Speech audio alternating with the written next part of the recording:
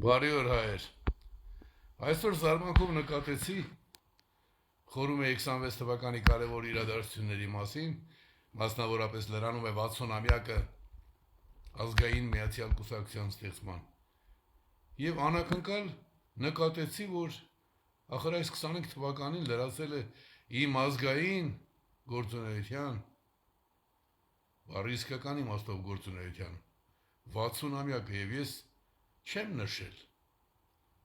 Սա լուրջ բաց թողում է։ Մեր հանրությունը ինքը պիտի նշել, որովհետև աշխարհում քիչ դեպքեր կան, որ որևէ մեկը նշի իր գործունեության 60-ամյակը։ Այսօր ընկերոջս ծննդյան 70-ամյակն ենք նշելու կինոյի տանը Վիգեն Չալդրանյանի։ Մոտիկ մարդկանցս հրավիրում եմ, ես հրավիրատոմսեր ունեմ, այնպես որ զանգարեք, համեցեք, բայց այստեղ ոչ թե ծննդյան 60-ամյակի մասին է, այլ գործունեության 60-ամյակի մասին, ասեմ, թե հատկապես ինչ է կատարվել այդ ժամանակ։ 65 թվականի, հիմա 25 թվականն է, դա եղել է 1965 թվականին։ Ապրիլ ամսին ես եւ երեք ընկերներով, իմ համադասարանցիներ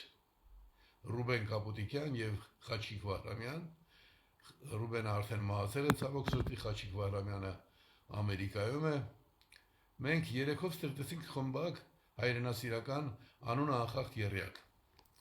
Հետո արդեն երբ միացավ Ջիվան Պարունակյանը, ու հետո էլի շատ երիտասարդներ, այլևս չէին կարող կոչել անխախտ եռյակ եւ կոչեցինք Հայկական երիտասարդական միություն։ Ի վերջո ազգային միացյալ կուսակցության հետ կապի մեջ մտնելուց առաջ 26 հոգի կային, ընդհատակում 26 հոգյանից կազմակերպություն ունենալը դա շատ մեծ բան է, շատ էն էլ սովետի տարիներին։ Այդ ժամանակները իմ մոտեցումները բնութագրող գործերից հիշում եմ, ասիկ դա թռուցիկի տեսքով տարածում էինք, զարթնեք հայեր, ժամն է հասել, մի մոլորվեք դուք նորից, օգնությունը պետք չէ սպասել միշտ շահամոլ օտարից։ Կամ հիշում եմ Էլիզա Մարգարյանի, նույնպես կազմակերպության անդամ, իմ համադասարանցուհի, հետո ազգային միացյալ կուսակցության աղջիկների խմբի ղեկավար, որոտում է Լեռն Արարատ, սիմվոլը մեր հայ ազգի,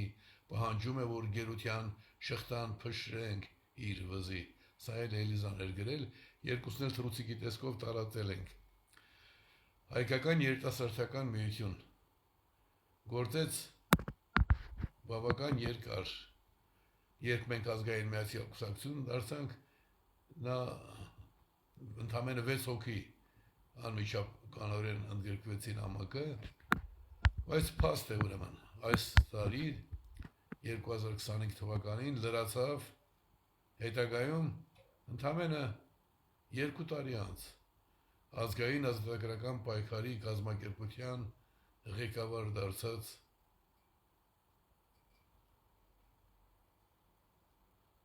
դարձած մարդու գործունեության 60-ամյակը։